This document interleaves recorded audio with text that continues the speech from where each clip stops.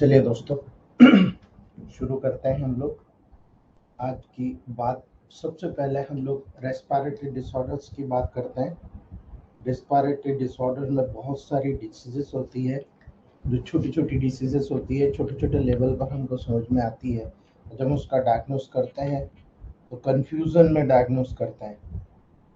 मैं खुद स्टार्टिंग में जब मैंने प्रैक्टिस शुरू किया था, मैं खुद भी कंफ्यूजन में ही प्रोटोकॉल सेट कर पाता था, क्योंकि क्लियरेंस नहीं था। और जब क्लियरेंस होने लगा तो प्रोटोकॉल का सिलेक्शन भी उसी अनुसार क्लियरेंस होना शुरू हो गया। दोस्तों चलिए हम लोग बात करते हैं स्टार्टिंग वन बाय वन। सबसे पहले हम कार्बन मोनोऑक्साइड पॉइजनिंग की बात करते हैं। दोस्तों कार्बन मोनोऑक्साइड आप जानते हो, जब कहीं पर धुआं लगा है ना, और धुआं लगा, कहीं आग लगी और उसके संपर्क में आप आते हो तो देखते हो आप कि तुरंत वहां पर आपको दोस्तों वो कार्बन मोनोऑक्साइड आपको दम घुटते हुए महसूस होता है, क्योंकि कार्बन डाइऑक्साइड की एफिनिटी ब्लड में ज्यादा होती है बजाय ऑक्सीजन के। और इसीलिए कार्बन डाइऑक्साइड के लेवल पर ही जब कार्बन मोनोऑक्साइड की बात होगी तो कार्बन मोनोऑक्साइड एक डेंजरस गैस होती है, और इसीलिए इसके कारण यूजुअली डेथ हो जाती है। आप याद रखना, इसके कारण यूजुअली डेथ हो जाती है। जैसे आपने उसको स्मेल किया, वो आपके हीमोग्लोबिन के साथ कनेक्ट हुआ, तुरंत कनेक्ट होता है और पेशेंट को सफोकेशन होकर तुरंत वहां पर डेथ हो जाती है। इस गैस का उपयोग याद रखिएगा दोस्तों, याद रखिएगा ग्रीक और रोमन्स के द्वारा जितने भी क्रिमिनल्स होते थे, ठीक है, उन क्रिमिनल्स के एग्जीक्यूशन के लिए यूज किया जाता था, उन क्रिमिनल्स को मारने के लिए यूज किया जाता था। याद रखना, ये बहुत प्राचीन समय से चला आ रहा है। कार्बन मोनोऑक्साइड किसी दूसरी गैसेस के तुलना में ज्यादा डेथ को कॉज करता है। याद रखना, किसी दूसरी गैस की तुलना में कार्बन मोनोऑक्साइड सबसे ज्यादा डेथ कॉज करता है। ये टेबल प्रैक्टिस में आप सीख लेना। यदि कोई व्यक्ति किसी भी जगह आग लगने में किसी को बचाने गया, या वहां रहने वाला व्यक्ति जो आग में घिर गया है बाहर आ रहा है, हैंडल करना तो सोच समझ के करना, क्योंकि वहां पर वो कार्बन मोनोऑक्साइड पॉइजनिंग के लेवल पर जा चुका होगा। और ऐसी कंडीशन में आपको इस कंसीडरेशन को समझना है, इस फिलॉसफी को समझना है, तब हम लोग उसको बचा भी सकते हैं, तब हम लोग हमारा पूरा कंसीडरेशन क्लियर कर सकते हैं। वो कैसे दोस्तों? जब आप कार्बन मोनोऑक्साइड का सोर्सेस देखते हो तो आप पहले जानो कि कार्बन मोनोऑक्साइड का कॉमन सोर्स क्या होता है जिससे ये पैदा हो रहा है। Gasoline engine. याद रखना, जितने भी गैसोलीन इंजिन होते हैं, कोल माइंस होते हैं, आपको नजर आता है ना कि फलाने कोल माइंस में इतने लोग मर गए नीचे, जमीन के नीचे, इसी कार्बन मोनोऑक्साइड पॉइजनिंग के कारण मरते हैं। गैसेस फ्रॉम गन्स, जो बंदूकें होती है, जो आजकल जो वार हो रहे हैं, है ना, उस वार में जो गैसेस निकल रही है ना, उनमें कार्बन मोनोऑक्साइड भी है। डीप वेल्स, गहरे कुएं में आप चले गए, कई लोग आपने नाम सुना होगा कि जो सफाई कर्मी होते हैं सीवर को साफ कर रहे थे, वही मर गए। वो याद रखना, वहां डीप वेल्स में कार्बन मोनोऑक्साइड पॉइजनिंग ज्यादा देखी जाती है। जितने भी अंडरग्राउंड ड्रेनेज सिस्टम होते हैं वो इस कार्बन मोनोऑक्साइड के लेवल पर, गैसेस के लेवल पर सबसे ज्यादा अफेक्ट करते हुए दिखाई देते हैं। अगर आपको ये चीजें पता है ना, तो आपको ये देखना है कि कार्बन मोनोऑक्साइड का टॉक्सिक इफेक्ट हो क्या सकता है।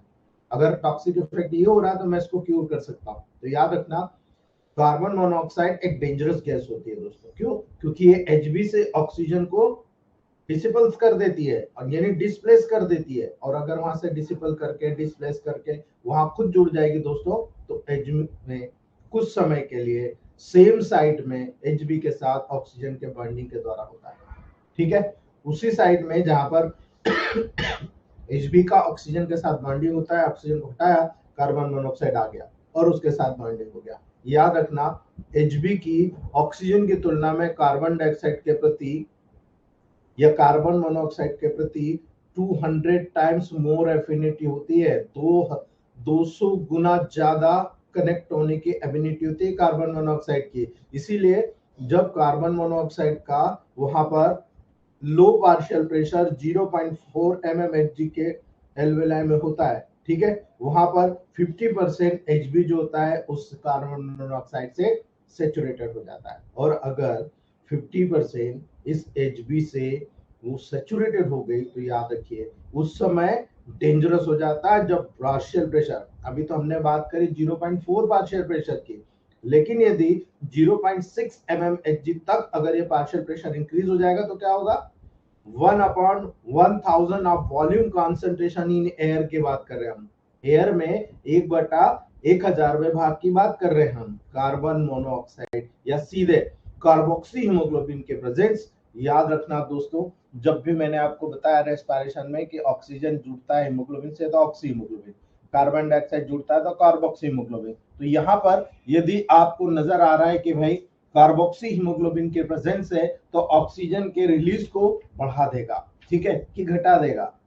याद रखना दोस्तों, जब ऑक्सीजन वहां से है तो उसकी रिलीज को डिक्रीज करता है, यानी ये एचबी के बाहर नहीं जा पाएगा और एचबी से और ऑक्सीजन हीमोग्लोबिन डिसोसिएशन कर्व को लेफ्ट में शिफ्ट कर देता है। अर्थात कहने का मतलब है कि जो ऑक्सीजन की जो कैरिंग कैपेसिटी है उसको डिक्रीज करता है, क्योंकि वहां पर तो एचबी के साथ कार्बन मोनोऑक्साइड जुड़ गया, तो ऑक्सीजन को वहीं का वहीं उसका लेवल डिक्रीज करके कार्बन मोनोऑक्साइड वहां से बाहर निकलना शुरू कर देगा। और यही कारण है दोस्तों, अभी भी जब मोर डेंजरस हो जाएगा, जब कार्बन मोनोऑक्साइड की जो पॉइजनिंग होती है वो वहां पर बहुत ही एक्सेसिव लेवल पर हो, तो ब्लड में ऑक्सीजन का पार्शियल प्रेशर नॉर्मल हो जाता है, ठीक है। इसके बावजूद ब्लड का लो ऑक्सीजन कंटेंट होता है। क्यों लो कंटेंट होता है? क्योंकि ब्लड में जो हीमोग्लोबिन के साथ ऑक्सीजन जुड़कर वहां पर सर्कुलेट हो रहा था, वो सर्कुलेशन की एफिनिटी कम हो गई क्योंकि डिक्रीज हो गई। ऑक्सीजन का लेवल ब्लड में है लेकिन लो कंटेंट में, क्योंकि हीमोग्लोबिन के साथ कार्बन डाइऑक्साइड कार्बन मोनोऑक्साइड जुड़कर वहां पर सर्कुलेट हो रहा है। इसलिए रेस्पिरेटरी सेंटर का रेगुलर फीडबैक स्टिमुलेशन हाइपोक्सिया के द्वारा नहीं हो पा रहा। याद रखना दोस्तों, इसी रेस्पिरेटरी सेंटर का रेगुलेशन फीडबैक कंट्रोल जो होता है उस स्टिमुलेशन के द्वारा हाइपोक्सिया के द्वारा नहीं हो पाता है। क्यों? क्योंकि ऑक्सीजन का पार्शियल प्रेशर नॉर्मल होता है, यानी वहां पर ऑक्सीजन पर्याप्त मात्रा में मौजूद है। याद रखना, ऑक्सीजन पर्याप्त मात्रा में मौजूद है, लेकिन हीमोग्लोबिन के साथ ऑक्सीजन जुड़कर ऑक्सीजन हीमोग्लोबिन बनाकर ऑक्सी हीमोग्लोबिन बनकर जो ब्लड सर्कुलेशन हो रहा था वो नहीं हो पा रहा है। ऑक्सीजन पर्याप्त है लेकिन कार्बन मोनोऑक्साइड के 200 गुना ज्यादा एफिनिटी होने के कारण हीमोग्लोबिन कार्बन मोनोऑक्साइड जुड़े कार्बोक्सी हीमोग्लोबिन बना, और ये कार्बोक्सी हीमोग्लोबिन वहां पर पर्टिकुलर सर्कुलेट हो रहा है। इसलिए ये सारी महत्व आपको यहाँ पर पता होना चाहिए दोस्तों। इसलिए याद रखना, ब्लड में जब लो ऑक्सीजन कंटेंट हो गया किसी कारणवश, ठीक है ना, इस चीज को भी समझ लीजिए कि यहाँ तो हम देख रहे हैं कि ऑक्सीजन लेवल बिल्कुल नॉर्मल कंडीशन में है लेकिन कार्बन मोनोऑक्साइड वहां पर ज्यादा है, ठीक है। यदि वो ऑक्सीजन कंटेंट भी कम हो गया तो ब्लड में लो ऑक्सीजन कंटेंट सीधा ब्रेन को अफेक्ट करता है। माइंड कीजिएगा इस बात को, ये बहुत इंपॉर्टेंट है। यदि आप किसी भी ब्रेन डिसीज के पेशेंट को ट्रीट करेंगे तो आपका प्रोटोकॉल हमेशा ये याद रखना है कि ब्रेन को ऑक्सीजन चाहिए, ठीक है। ज्यादा से ज्यादा ऑक्सीजन ब्रेन को प्रोवाइड की जाए, चाहे वो सेरिब्रल एट्रोफी का केस हो, ग्लायोमा का केस हो, ब्रेन ट्यूमर का केस हो, हाइड्रोसेफेलस का केस हो, आपको ज्यादा से ज्यादा ऑक्सीजन पहुंचाना है, ठीक है। ब्लड में लो ऑक्सीजन कंटेंट ब्रेन को अफेक्ट करता है, इसी के कारण कॉन्शियसनेस होना शुरू हो जाता है दोस्तों, ठीक है। याद रखना, जब ये कॉन्शियसनेस होता है दोस्तों तो ये कंडीशन फैटल हो जाती है, और यदि इमीडिएट ट्रीटमेंट नहीं किया जाए, इमीडिएट ऑक्सीजन का लेवल मेंटेन नहीं किया जाए, पेशेंट की डेथ हो जाती है। और यही होता है, आप जब देखते हो कि धुएं में भरे हुए एक कंटेनर या एक मकान में से अगर कोई बाहर निकलता खांसता रहता है, ठीक है, और खांसता रहेगा तो रिफ्लेक्स शुरू हो जाता है, और ये रिफ्लेक्स इंडिकेट करता है हाइपोक्सिया के लेवल को।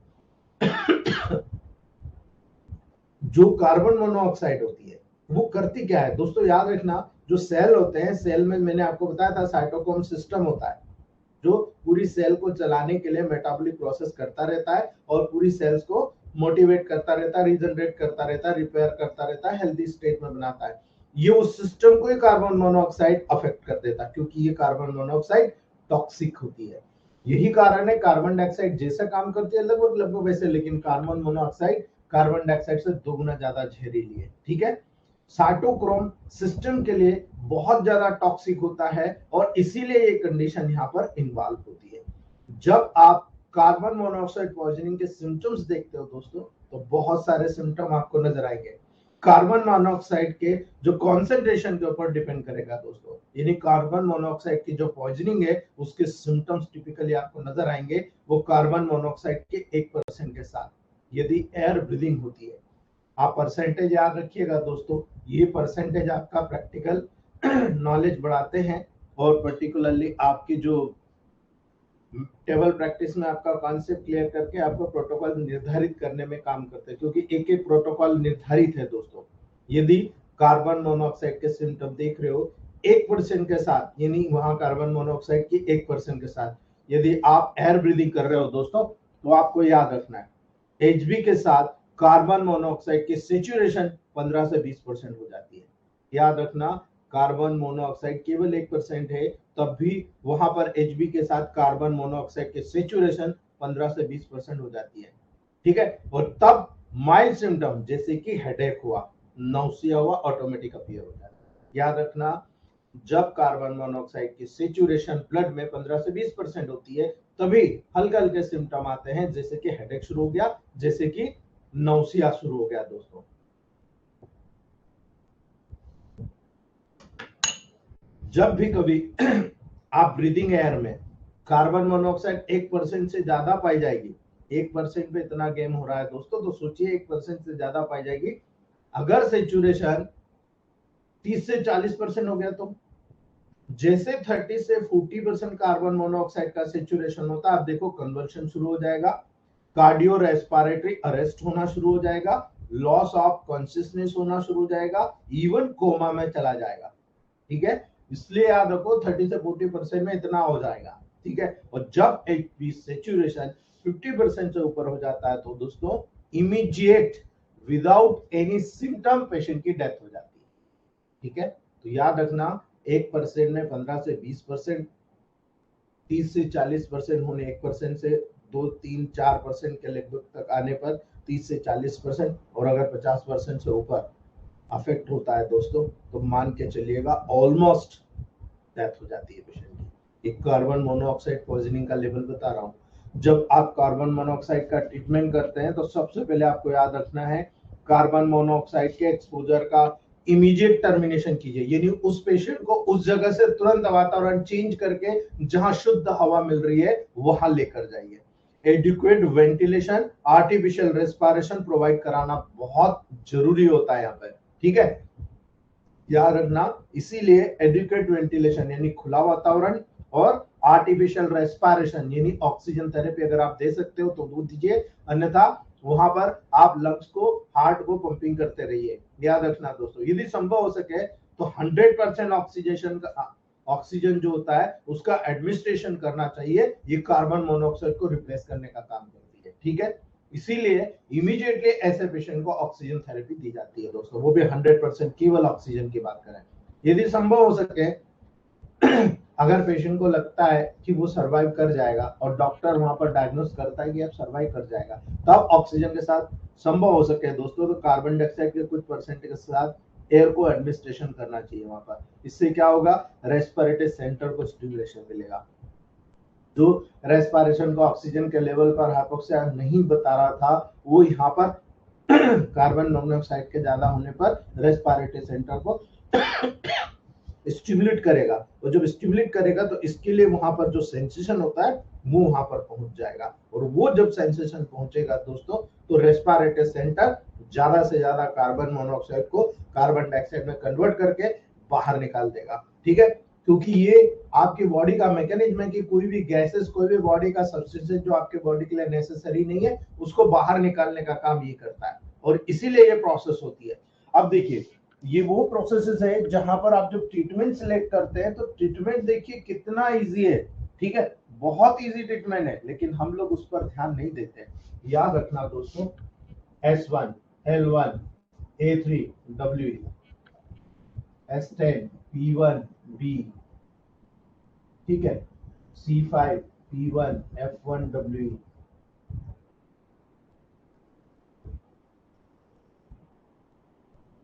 याद रखना दोस्तों, ये ऐसे प्रोटोकॉल्स है जो फ्रीक्वेंटली हर घंटे में दिए जाएंगे, और यहां पर आपको D5 या सेकेंड में देना है।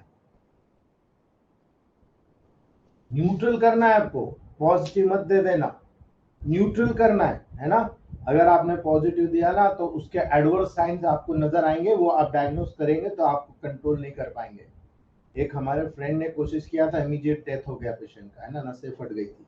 इसलिए विशेष तौर से याद रखना S1L1A3W, यानी आपने पूरी बॉडी के सिस्टम को प्यूरिफाई करना शुरू कर दिया, यानी जनरल टॉनिक कर दो D5 या D6 में या सेकेंड डाइल्यूशन में। S10P1B दे दिया D5 या सेकेंड डाइल्यूशन में।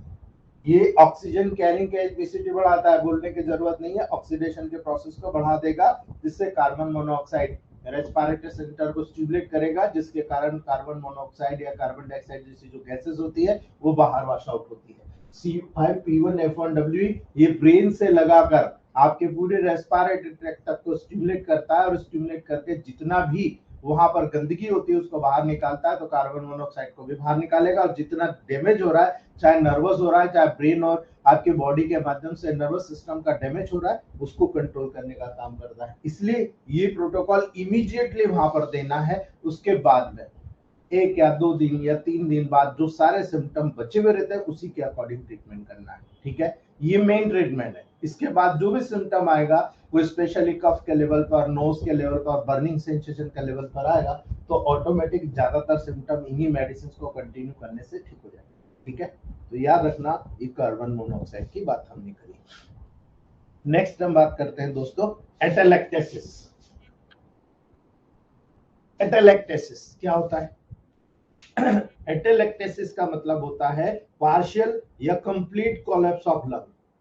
याद रखना, आपके लंग्स का पार्शियल हल्का सा या परमानेंटली वहां पर कंप्लीट कोलैप्स हो जाए, यानी जब लंग्स का लार्ज पोर्शन कोलैप्स हो जाएगा तब ब्लड में ऑक्सीजन का पार्शियल प्रेशर रिड्यूस हो जाता है, और इसी के कारण रेस्पिरेटरी डिस्टर्बेंसेस हो जाता है। याद रखना दोस्तों, जब कभी आप सिगरेट पीते हो, बीड़ी पीते हो, बहुत ज्यादा आप ऐसे चिपचिपे पदार्थ लेते हो, बहुत ज्यादा आप एंटीबायोटिक खाते हो, आपके लंग्स के लेवल पर ड्राइनेस आती है, ठीक है। अब जब ड्राइनेस आती है तो लंग्स में तो लगातार ब्लड का प्यूरिफिकेशन होता है। अब ऐसी कंडीशन में लंग्स में सीओपीडी जैसी ऑब्स्ट्रक्शन वाली कोई कंडीशन डेवलप होती है, म्यूकस वहां कलेक्ट होता है, तो याद रखिएगा लंग्स का जब लार्ज पोर्शन वहां पर बंद हो गया, कोलैप्स हो गया, ठीक है, जो एल्वियोलाई से जो ब्रोंकस है वो कोलैप्स्ड हो गए, ठीक है, तब उस कंडीशन में ऑक्सीजन का पार्शियल प्रेशर रिड्यूस होना शुरू हो जाएगा, और इसी के कारण रेस्पिरेटरी डिस्टर्बेंसेस शुरू होते हैं, ठीक है। मैंने केवल अपनी लाइफ में 28 साल की प्रैक्टिस में 2 केस देखे हैं एटेलेक्टेसिस का, एक नहीं बचा, एक बच गया। जो ईमानदार था, अनुलोम विलोम प्राणायाम कपालभाति और हमारा इलेक्ट्रोमेग्नेटिक में चेस्ट ट्रायल नेबुलाइज, तो हमने नेबुलाइज सीखा ही था दोस्तों, आज से 6-7 साल पहले की बात बता रहा हूँ, हमने नेबुलाइज सीखा ही था, उसी में वो रिकवर होकर आ गया दोस्तों। इसलिए याद रखना, ये होता क्यों है, एटेलेक्टेसिस के कॉज पे जाइए, है ना। मैंने लंग्स के लेवल में बताया था कि यहाँ सर्फेक्टेंट पाए जाते हैं, ठीक है, वो सर्फेक्टेंट की इनएक्टिवेशन हो जाती है या उनकी डेफिशिएंसी हो जाती है। जो सर्फेक्टेंट वहां पर जितनी भी चीज आ रही है उसको ऑब्जर्व करके लंग्स को मैसेज करती है कि ये आपके लिए काम किया या नहीं काम किया, ठीक है, वो प्रोटेक्शन का काम करता है। तो सर्फेक्टेशन की जब वहां पर इनएक्टिवेशन हो जाए या उनकी डेफिशिएंसी हो जाए, उसके कारण लंग्स कोलैप्स हो जाता है दोस्तों। सर्फेंट जितने भी वहां का सरफेस टेंशन होता है उनका अगर इंक्रीज हो जाए तो उसके कारण दोस्तों रेस्पिरेटरी डिस्ट्रेस सिंड्रोम डेवलप होता है। दोनों आपको मैंने बता दिए। यदि लंग्स का कोलैप्स होना हुआ तो वहां पर जो सर्फेक्टेंट होते हैं उस सर्फेक्टेंट का इनएक्टिवेशन हो जाना या डेफिशिएंसी हो जाना, उसके कारण लंग्स का कोलैप्स होता है। और जो सरफेस टेंशन है उनके इंक्रीज हो जाने के कारण दोस्तों रेस्पिरेटरी डिस्ट्रेस सिंड्रोम डेवलप होता है। आप देखो, बिल्कुल पेशेंट ऐसा है 1 मिनट बैठ नहीं सकता, कभी ऐसा कर रहा, कभी वैसा कर रहा, कभी ये हो रहा, कभी वो, हर तरह के सिम्टम्स वहां पर टैली करते हुए नजर आएंगे आपको दोस्तों, ठीक है। याद रखना, जो ब्रोंकस होता है, ब्रोंकस का एक ब्रोंक्यूल का यहाँ पर ऑब्स्ट्रक्शन होना शुरू होता है दोस्तों, उस कंडीशन में एल्वियोलाई ब्रोंकस से वहां पर दोस्तों अल्टर्ड हो जाते हैं, ठीक है। जो ब्रोंकाई होते हैं वो वहां एल्वियोलाई के लेवल पर वो एल्वियोलाई ब्रोंकस से अल्टर हो जाएंगे, या वो जो ब्रोंक्यूल्स होते हैं कोलैप्स हो जाता है। यानी सिंपल सी बात है, लंग्स में जो ये एल्वोलाई है जिसके अंदर यहाँ ऑक्सीजन का आना हो रहा है और अंदर से कार्बन डाइऑक्साइड का बाहर जाना हो रहा है, यहाँ पर कोलैप्स हो गया, ठीक है। तो आप मुझे बताइए न तो ऑक्सीजन अंदर आ पा रही है, न कार्बन डाइऑक्साइड बाहर जा पा रही है। ठीक है, जैसे आई वैसी चली गई। ठीक है, यही कारण है कि यहाँ पर ब्रोंकियल कोलैप्स हो जाते हैं, और यही कोलैप्स कंडीशन धीरे धीरे लंग्स की जो कैपेसिटी है काम करने की उसको रिड्यूस करता चला जाता है। और सारे डॉक्टर्स बोलते हैं दोस्तों कि ये जो कंडीशन डेवलप हो रही है, ये कंडीशन कितनी ज्यादा वहां पर आपको टेली करते हुए नजर करते हैं कि भाई इनका लंग्स इतना काम कर रहा है, इतना नहीं काम कर रहा है। ठीक है, वो उनके अनुभव के आधार पर बोलता है कि लंग्स का इतना पार्ट कोलैप्स हो चुका है। ये इन्होंने जितना भी अपना नार्कोटिक्स का यूज किया या जितनी भी चीजें यूज की जिसमें म्यूकस का ज्यादा डेवलपमेंट हुआ, धुएं का डेवलपमेंट हुआ, वो लंग्स में जमता रहा। कारण कई होते हैं, निदान आप जब करेंगे तब आपको याद रखना है। यहाँ पर कई कारण और भी होते हैं। एयर के प्रेजेंस अगर हो गई, आप देखो न्यूमोथोरेक्स हो गया। फ्लूइड की प्रेजेंस हुई, आप देखो प्लूरल कैविटी में फ्लूइड कनेक्ट हो गया, आप देखो हाइड्रोथोरेक्स हो गया। किसी प्रकार से कोई इंजुरी हुई, उस इंजुरी के दौरान वहां फाइब्रोसिस हुआ लेकिन ब्लड कलेक्ट हो गया, आप देखो हीमोथोरेक्स हो गया। कोई बैक्टीरियल इन्फेक्शन हुई, बैक्टीरियल इन्फेक्शन के कारण लंग्स में पस पड़ गया। ठीक है, आप देखो पायोथोरेक्स हो गया। प्लूरल स्पेस में सबसे ज्यादा होता है। ठीक है, निमोनिया के केस में जब पस कनेक्ट होता है तब प्लूरल स्पेस में पायोथोरेक्स बहुत कॉमन देखा जाता है। ये सारी की सारी कंडीशन एटेलेक्टेसिस को निर्मित करती है, यानी लंग्स के कोलैप्स होने को निर्मित करती है। याद रखना, बहुत सारे केसेस में गांव में यही चीज बार बार एंटीबायोटिक देकर उसको कुछ समय सर्वाइव किया जाता है, और अचानक पेशेंट बोलता है कि यार वो तो सोए का सोया रह गया। याद रखना, लंग्स की कैपेसिटी नहीं रहती है। ठीक है, लंग्स अचानक कोलैप्स हो जाता है। यही कारण है, जब एटेलेक्टेसिस के इफेक्ट देखोगे, एटेलेक्टेसिस के इफेक्ट के कारण ऑक्सीजन का पार्शियल प्रेशर डिक्रीज होता है। ठीक है, और इसी के कारण डिस्निया होता है, डिफिकल्टी इन ब्रीदिंग, है ना। ये एक पर्टिकुलर साइंस आपके सामने आ रहा है कि आपको डिस्निया डेवलप हो रहा है, आपका लंग्स काम नहीं कर रहा, लेकिन आप जब छोटे छोटे डॉक्टर के पास जाते हैं, गांव में जाते हैं, क्या वो डायग्नोस कर सकते? नहीं कर सकते। ठीक है, बड़े बड़े डॉक्टर गच्चा खा जाते हैं, वो बोलते हैं अरे सिंपल सा रेस्पिरेटरी प्रॉब्लम है, कोई बात नहीं, इन्फेक्शन है।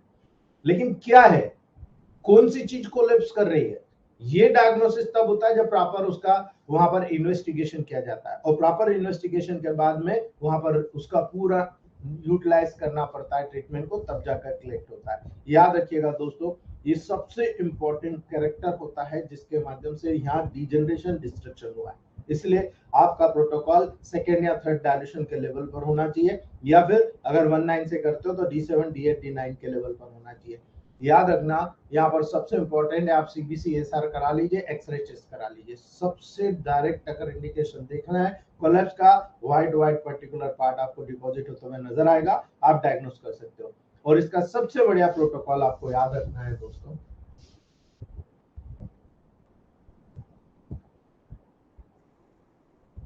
यहाँ पर अकॉर्डिंग टू कंडीशन आप S1 या S10 ऐड करना।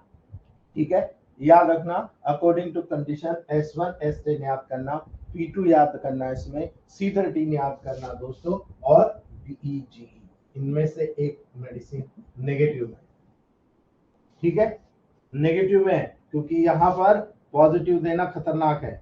ये डिसीज पॉजिटिव है, आपको नेगेटिव देना पड़ेगा, क्योंकि यहाँ पर पॉजिटिव इन द सेंस काम कम हो रहा है लेकिन इनलार्जमेंट बहुत ज्यादा है, डिपोजिशन बहुत ज्यादा है, इसलिए आपको नेगेटिव टू पॉजिटिव आना पड़ेगा।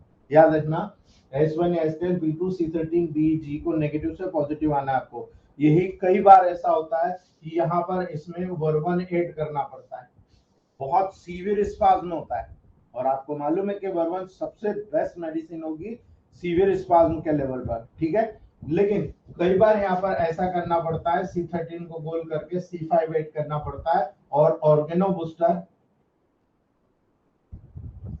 C13 को जो पोटेंसी यहाँ दे रहे हो उसी पोटेंसी में D7 या थर्ड, फिफ्थ या 10th पोटेंसी आपको यहाँ पर देना पड़ती है। आपको RTI बूस्टर भी देना पड़ सकता है। ठीक है, यानी P2 वर्बन। ठीक है, याद रखना, P2 वर्बन भी 200 में भी देना पड़ सकता है ना। कई बार यहाँ पर A2 P2 वर्बन भी देना पड़ सकता है, वो कंडीशन के अकॉर्डिंग डिपेंड करेगा कि वहां पर कोलैप्स कैसा हो रहा है। अगर आपको यहाँ पर चेस्ट स्टाइल अगर आप दे देंगे बहुत तेजी से काम करेगा, नेबुलाइजर दे देंगे, बहुत तेजी से काम करेगा, जो लंग्स का कोलैप्स हो रहा है वो कोलैप्स रुक जाएगा। याद रखना C5P1F1W यहाँ लाइफ सेविंग होगा उसका, क्योंकि पूरा कोलैप्स को रोक देगा। और साथ में जब चेस्ट स्टाइल की मसाज करेगा, जो लंग्स की जो मसल्स होती है जो कॉन्ट्रैक्ट और रिलैक्स करती है, उस कंडीशन को आप इतना बेटर बैलेंस कर रहे हो, उनमें इतनी ताकत डाल रहे हो कि जितना वहां पर कोलैप्स हो रहा था उतनी ऑक्सीजन अंदर डाल दी, धीरे धीरे कोलैप्स रिड्यूस होता है, आपका लंग्स फिर से एक्टिवेट होने लगता है और आप पेशेंट को सर्वाइव कर जाते हो। ठीक है, तो ये प्रोसेस आपको यहाँ पर देखना है। ठीक है, चलिए नेक्स्ट बात करते हैं हम दोस्तों, न्यूमोथोरेक्स। क्या होता है न्यूमोथोरेक्स? मैंने अभी बताया आपको कि जब किसी कारणवश आपकी बॉडी में लंग्स में अगर एयर का कनेक्शन हो जाए, एयर ज्यादा से ज्यादा कलेक्ट हो जाए, वो कहलाता है न्यूमोथोरेक्स। ठीक है, अब न्यूमोथोरेक्स क्यों होता है? न्यूमोथोरेक्स का मतलब होता है प्लूरल स्पेस में एयर का प्रेजेंस होना। जो आपकी प्लूरल स्पेस, जो लंग्स के ऊपर विसरल और पैराटल आपकी लेयर होती है, उसके अंदर जो स्पेस होती है, उस प्लूरल स्पेस में एयर का प्रेजेंस होना, जिसके कारण लंग्स का कोलैप्स होना हो रहा है, यानी लंग्स पे प्रेशर कर रहा है। ठीक है, इसलिए वो लंग्स कोलैप्स होने जा रहा है। याद रखना इंट्राप्लूरल प्रेशर जो कि हमेशा नेगेटिव होता है। याद रखना, जो प्लूरा के ऊपर जो प्रेशर होता है ना, हमेशा नेगेटिव होता है, वो न्यूमोथोरेक्स में पॉजिटिव हो जाता है। याद रख लेना दोस्तों, इंट्राप्लूरल प्रेशर वहां हमेशा नेगेटिव होता है, लेकिन एयर कलेक्ट हो गई तो एयर कलेक्ट होकर वो प्रेशर जनरेट हुआ, वो हमेशा पॉजिटिव होता है।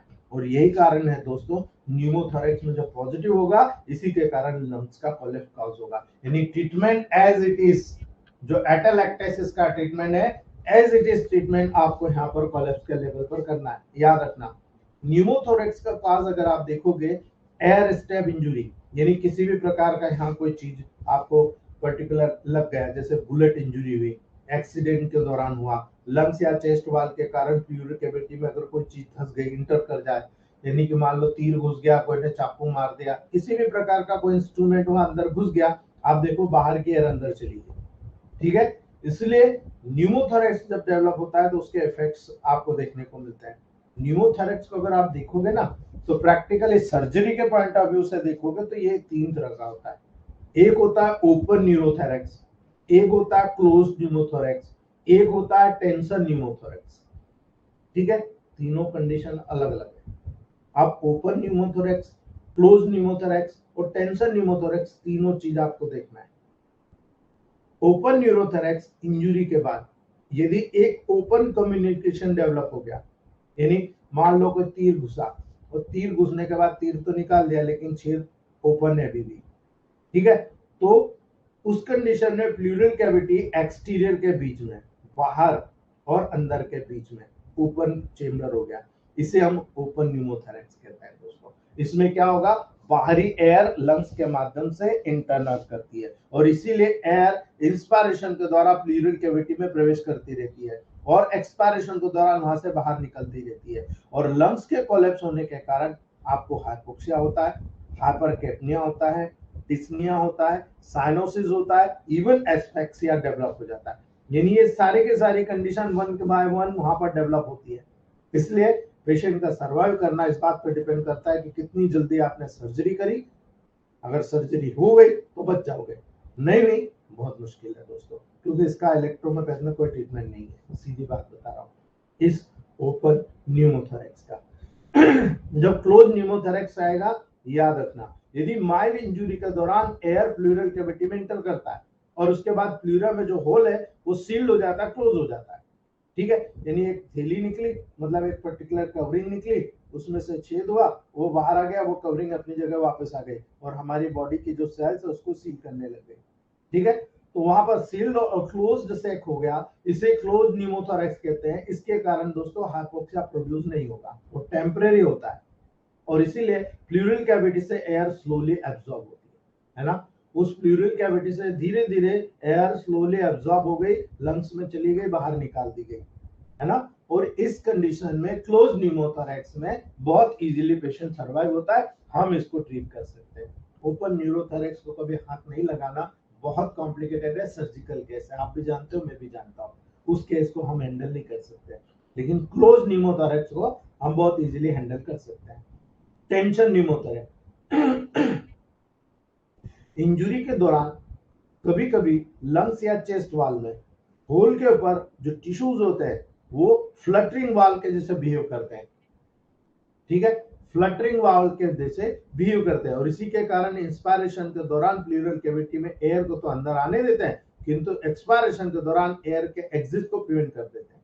मतलब ये जो फ्लटरिंग होता है वहां का जो फटा हुआ सेल का वॉल का जो लेयर होता है वो अंदर तो आने देता है लेकिन बाहर नहीं जाने देता, और इसी कारण से वल्वुलर नेचर के कारण ऐसा होता है, और इसी कारण से ये इंट्राप्लूरल प्रेशर एटमॉस्फेरिक प्रेशर के अबोव इंक्रीज हो जाता है। जो बाहर का प्रेशर है उसकी तुलना में अंदर का प्रेशर लंग्स का इंक्रीज हो जाता है, और यही कारण है ये कंडीशन बहुत फैटल होती है और ये वुल लंग को कोलैप्स की तरफ लेकर जाती है, ठीक है, पूरे के पूरे लंग्स को कोलैप्स की तरफ लेकर जाती है, और इसीलिए बहुत डेंजरस कंडीशन है। लेकिन हमें पता है हमें क्या करना है, हम वहां पर नेबुलाइज करते हैं, हम पर्टिकुलर जो प्रोटोकॉल्स हमने दिया कोलैप्स के, ये एटलेक्टेसिस के पूरे पूरे प्रोटोकॉल यहाँ पर जन्म होते हैं पूरे के पूरे और यहाँ पर पीटू का रोल आपको याद होगा कितना कितना इंपॉर्टेंट होगा, क्योंकि पीटू ऑलरेडी टिश्यू रेमेडी होती है और स्पेशली लंग के लेवल पर तो बहुत इंपॉर्टेंट काम करती है, इवन ट्यूबरकुलोसिस जैसी कंडीशन को क्योर करती है। तो आप सोच लीजिए यहाँ पर पीटू का नेगेटिव पावर बहुत इंपॉर्टेंट काम करेगा, क्योंकि जितना नेगेटिव दोगे उतना जल्दी हील होगा, है ना, उतनी जल्दी कवर होगा, और यही कारण है बहुत तेजी के साथ टेंशन न्यूमोथोरेक्स ठीक हो जाता है। तो क्लोज और टेंशन न्यूमोथोरेक्स दोनों को हम क्योर कर सकते हैं, ठीक है। I am waiting for patient, मैं इस प्रकार के पेशेंट का वेट कर रहा हूँ कि ये पेशेंट मेरे पास आए, मैं इसका ट्रीटमेंट करूं और उसको सोशली बहुत इंपॉर्टेंटली हमारे ग्रुप में डाला जाए। अगर आप में से किसी के पास हो यू कैन क्योर इट, आप कर सकते हो, ट्राई कीजिए आप, ठीक है। मॉडर्न साइंस में इतना दम नहीं है दोस्तों कि वो इमीडिएट इफेक्ट दे पाए, लाखों रुपए खर्च करने के बाद में वहां पर उनको रिजल्ट मिले, अगर उसके साथ हमें कैश मिलता है हम बहुत तेजी के साथ उसको रिजॉल्व कर सकते हैं दोस्तों। चलिए नेक्स्ट बात करते हैं न्यूमोनिया की। याद रखना दोस्तों न्यूमोनिया क्या होता है, आप में से कोई भी व्यक्ति ऐसा नहीं होगा जिन्होंने न्यूमोनिया का एक्सपीरियंस नहीं किया, खुद भी और दूसरों के ऊपर, ठीक है। वर्तमान परिस्थिति में न्यूमोनिया बच्चों में सबसे कॉमन रूप से पाया जाता है। न्यूमोनिया लंग्स टिश्यू में इन्फ्लामेशन को कहते हैं, लंग्स के टिश्यू में इन्फ्लामेशन हो गया मतलब न्यूमोनिया हो गया, ठीक है। जब न्यूमोनिया होता है इसके बाद फाइब्रिन और जो एक्सुडेट होते हैं ब्लड सेल्स का वो एक्यूमुलेट हो जाते हैं एल्वेलाई में। याद रखना ये होता है फाइब्रिन, जो लंग्स के फाइब्रिन होते हैं टिश्यू के इन्फ्लामेशन के दौरान जो टूटते हैं, जितने भी एक्सुडेट होते हैं जो वास्ट मटेरियल होता है, ब्लड सेल्स का जितना भी एक्यूमुलेशन होता है वो उस पर्टिकुलर एल्वेलाई में हो जाता है दोस्तों, जो वहां पर पर्टिकुलरली ऑक्सीजन और कार्बन डाइऑक्साइड को मेंटेन कर रही होती है, इसीलिए उस लंग्स का वो अफेक्टेड पार्ट कंसोलिडेट हो जाता है, ठीक है, वो पार्ट बहुत हार्ड और मजबूत हो जाता है, याद रखना बहुत हार्ड और मजबूत हो जाता है, ठीक है। इसीलिए इस कंसोलिडेशन के कारण दोस्तों वहां पर बहुत सारे कॉम्प्लिकेशंस आपको देखने को मिलते हैं, और ये कॉम्प्लिकेशन बहुत सारी कंडीशन को डिफाइन कर देते हैं दोस्तों, ये आपको समझने की जरूरत है।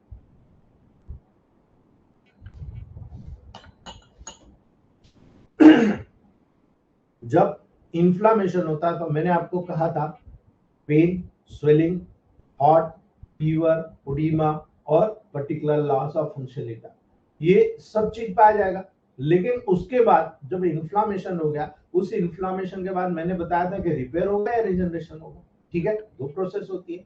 अगर आप अर्ली स्टेज में कर लेते हो पूर्ण रूप से रिजनरेशन हो जाता है, जब लेटर स्टेज में करते हो तो आप कहते हो नहीं साहब यहाँ पर रिजनरेशन ही रिपेयर ही होगा, यहाँ पर रिपेयर होगा, ठीक है। इसलिए याद रखना जब न्यूमोनिया के कॉजेज होते हैं तो लंग्स का इन्फ्लामेशन होता है और वो कई कई इन्फेक्शंस होती है, even viral infection, bacterial infection या फिर इनहेलिंग नॉक्सियस केमिकल सब्सटेंसेस। यदि आप बहुत सारे ऐसे नॉक्सियस केमिकल सब्सटेंसेस को इनहेल कर लेते हो जो लंग्स को डैमेज करता है, डेफिनेटली न्यूमोनिया का काज बन जाता है, ठीक है। इसीलिए न्यूमोनिया बच्चों में बहुत कॉमन रूप से देखने को मिलता है, बच्चे खेलते रहते हैं, गंदे हाथ से पीना खाना सब करते रहते हैं, मुंह में लेते रहते हैं, और ये जो बैक्टीरिया है, जो वायरल इन्फेक्शन होते हैं बहुत इजीली, क्योंकि इम्यूनिटी पावर भी नहीं होता बच्चों में, ठीक है। तो एडल्ट की तुलना में बच्चों में निमोनिया सबसे ज्यादा होता है। यदि किसी भी व्यक्ति को, चाहे वो एडल्ट हो, अगर उसका रेजिस्टेंट पावर लो हुआ, निमोनिया होने के चांसेस दोगुना बढ़ जाते हैं। आप देखो कोरोना में क्या हुआ था, सारे लोग निमोनिया की श्रेणी में आ रहे थे क्योंकि उनका रेजिस्टेंट पावर लो हो रहा था।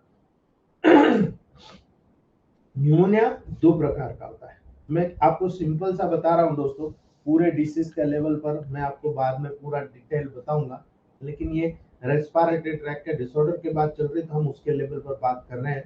अगर आप लोगों को समझ में आ गया तो हम लोग इसको आगे नहीं पढ़ाएंगे। न्यूमोनिया दो प्रकार के होते हैं। एक लोबर न्यूमोनिया होता है जिसको हम लोब्यूलर न्यूमोनिया के नाम से जानते हैं, ठीक है। याद रखना दोस्तों, जब ये लोब्स में होता है, हमको पता है एक साइड लंग्स में 3 लोब है, एक साइड 2 लोब है, ठीक है। इन लोब में अगर डेवलप होता है तो वो लोब्यूलर न्यूमोनिया कहलाता है, ठीक है। जब ब्रोंकाई के इन्फ्लामेशन, आपके ब्रोंकाई के इन्फ्लामेशन के साथ एसोसिएट होता है, तब इसे हम ब्रोंकोन्यूमोनिया, यानी यहां पर जब आप न्यूमोनिया को कंसोलिडेट करोगे तो आपको याद रखना है दोस्तों, ये जो कैरेक्टर होता है, ये कैरेक्टर आपको इस तरह से देखना है, ठीक है।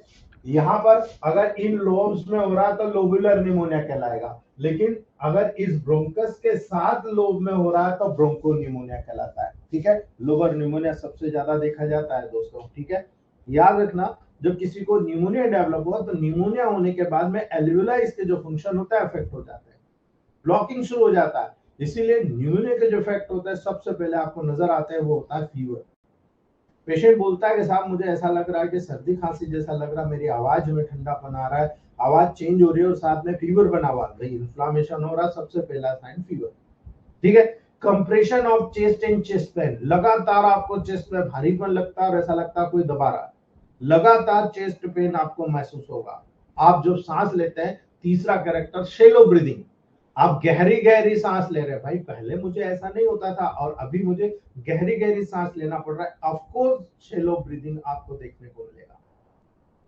चौथा, आपके बॉडी में कार्बन डाइऑक्साइड का लेवल बढ़ जाएगा, आपको साइनोसिस होने लग जाएगा क्योंकि ऑक्सीजन वहां है नहीं, फ्लूइड कनेक्ट हो गया है, फ्लूइड ज्यादा है, फ्लूइड ज्यादा होने के कारण ऑक्सीजन वहां कम होगा, कार्बन डाइऑक्साइड ज्यादा होगा, इसलिए आपको साइनोसिस हो जाएगा, ठीक है। स्लीपलेसनेस, ऐसे पेशेंट को इंसोम्निया हो जाता है, ठीक है। स्लीपलेसनेस यानी दिन में क्या रात में क्या उसको नींद नहीं आती है, ठीक है। और डेलीरियम स्टेट में चला जाता है, ठीक है। अब जब डेलीरियम स्टेट में जाता है तो दोस्तों याद रखना, इस कंडीशन में जब डेलीरियम होता है, डेलीरियम क्या होगा, डेलीरियम डिस्टर्ब मेंटल स्टेट होती है, उसका जो मेंटल स्टेट होता है वो डिस्टर्ब हो जाता है, ठीक है। क्यों, क्योंकि बेसिकली यहाँ पर क्या होता है कि जब लंग से ऑक्सीजन का ट्रेवलिंग ही नहीं होता ब्रेन की तरफ, ब्रेन को सबसे ज्यादा ऑक्सीजन चाहिए, लेकिन यहाँ पर सेरिब्रल हाइपोक्सिया हो जाता है, यानी ब्रेन को ही ऑक्सीजन का लेवल नहीं मिल रहा है, इसीलिए सेरिब्रल हाइपोक्सिया काज होकर उन्माद करने लगता है, पेशेंट डेलीरियम के स्टेट में चला जाता है। और डेलीरियम में क्या होगा पेशेंट को, पेशेंट आकर पेशेंट के अटेंडर बोलेंगे साहब देखो ये क्या कर रहा है, ठीक है। उसका सोचने का, उसका बोलने का जो तरीका होता है, confuse way of thought and speech, बिल्कुल कंफ्यूज हो जाता है, मैं क्या सोच रहा हूँ क्या बोल रहा हूँ, ठीक है। यानी कंफ्यूज मेंटल स्टेट में चला जाता है, और जब कंफ्यूज मेंटल स्टेट में चला जाएगा, कोई भी काम अकॉर्डिंगली नहीं करेगा। याद रखिएगा, कोई भी काम अकॉर्डिंगली नहीं करेगा दोस्तों, इसीलिए यहाँ पर कंफ्यूज वे ऑफ थॉट और स्पीच में चला जाएगा। इल्यूजन्स देखिए आप, उसको इल्यूजन्स आना शुरू हो जाएंगे, यानी यहाँ पर मिस इंटरप्रिटेशन ऑफ एसेसरी, जितने भी सेंसरी स्टिमुलस होते हैं वो मिस इंटरप्रिटेशन हो जाएंगे, यानी जब आना चाहिए जब नहीं आए, जब नहीं आना चाहिए जब आ रहा है, ठीक है। इस प्रकार का इल्यूजन डेवलप हो जाएगा, उसको हेलुसिनेशन हो जाएगा, ठीक है। उसको फीलिंग होगी such as touch, pain, taste, smell without any stimulus, यानी कोई भी स्टिमुलस नहीं हुआ उसके बॉडी में, उसके बाद वो कह रहा है अरे यार क्या मस्त स्वाद आ रहा है, उसने कुछ खाया ही नहीं है, मगर बहुत अच्छा स्वाद आ रहा, मैं बहुत अच्छा टच कर रहा हूँ यार, मुझे बहुत ज्यादा पेन हो रहा, जबकि सेंसेशन कुछ नहीं है। Smell, taste without any stimulus, ये सारी चीज उसको मिल रही है, ठीक है। डिसओरिएंटेशन हो रहा है, यानी loss of ability to recognise, वो किसी को भी पहचानने नहीं, किसी भी काम को जो वो करता था वो नहीं जानेगा, कोई भी खाना अगर आप दे दो उसको रिकॉग्नाइज नहीं करेगा, ठीक है। ये यहाँ पर आपको सबसे कॉमन देखने को मिलता है। न वो किसी प्लेस को पहचानेगा, न कोई समय को पहचानेगा, या कोई अदर पर्सन जो परिवार के बाहर का आया वो पर्सन को भी वो पहचानेगा नहीं। ठीक है, ये कॉमन सिम्टम होते हैं डेलीरियम के जो न्यूमोनिया के लेवल पर नजर आते हैं। हाइपर एक्साइटेबिलिटी एंड रेस्टलेसनेस होता है, बहुत ज्यादा एक्साइटेबिलिटी हो जाती है, इसलिए इंसोम्निया हो जाता है और रेस्टलेसनेस हो जाती है, उसके बाद में वो सोता ही। ठीक है, वो करवट लेता ही नहीं, वो बस मूवमेंट करने की कोशिश करता है, और यही कारण है ऐसे पेशेंट के लॉस ऑफ मेमोरी बहुत तेजी से होती है। ठीक है, यानी डेलीरियम के लेवल पर आया, आप देखना लॉस ऑफ मेमोरी के लेवल पर चला जाएगा, जो बहुत कॉमन सिम्टम है यहाँ पर न्यूमोनिया के लेवल पर देखने का। ठीक है, याद रखना दोस्तों, बहुत टिपिकल सिम्टम है, लेकिन मेरा मानना है of course we can cure it. मैं बहुत आसानी से इसको क्यूर किया हूं दोस्तों, याद रखना, बहुत आसानी से।